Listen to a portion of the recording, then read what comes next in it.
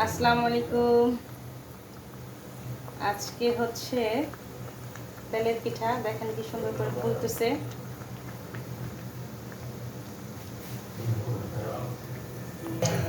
এই যে দেখেন সুন্দর, এটা হলো ভেজাল মুক্ত পিঠা, এখানে কোনো সোডা দিয়ে হয় নাই, এটার জন্য বেশি ফুলতেছে না।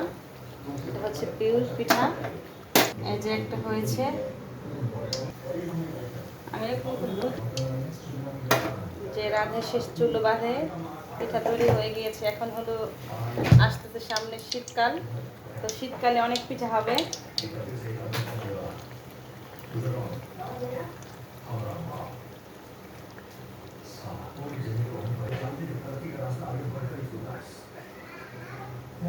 সুন্দরভাবে হচ্ছে।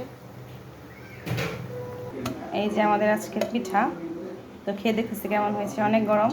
বিসমিল্লাহ। অনেক তুলতুলে হয়েছে। তো আজকের জন্য এটুকুই। আল্লাহ হাফেজ।